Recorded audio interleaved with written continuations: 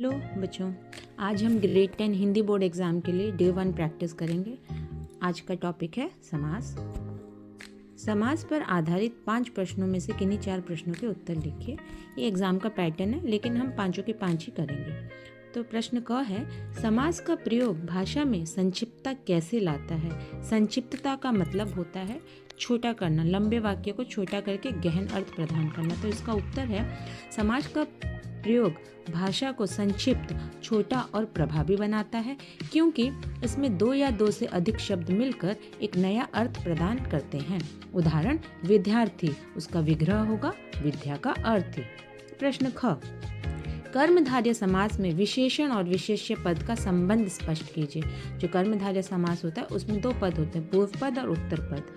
तो उसमें विशेषण और विशेष्य पद का संबंध स्पष्ट करना है। तो उत्तर है, कर्मधारय समास में विशेषण और विशेष्य का संबंध होता है, जिसमें पूर्व पद विशेषण का काम करता है और उत्तर पद विशेष्य होता है। उदाहरण, सफेद कमल।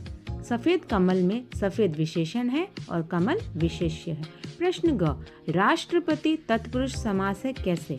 तो राष्ट्रपति तत्पुरुष समास है क्योंकि इसका विग्रह राष्ट्र का पति के रूप में होता है और तत्पुरुष में समास का विग्रह करने के लिए कारक विभक्तियों का प्रयोग किया जाता है। इसमें राष्ट्र विशेषण है और पति प्रधान पद है, इसीलिए राष्ट्रपति तत्पुरुष समास है।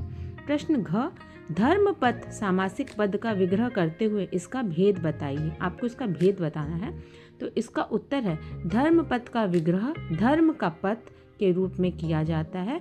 तो यहाँ पे कारक विभक्ति का प्रयोग हुआ और यह तत्पुरुष समास का उदाहरण ही है, जहाँ उत्तर पद प्रधान होता है।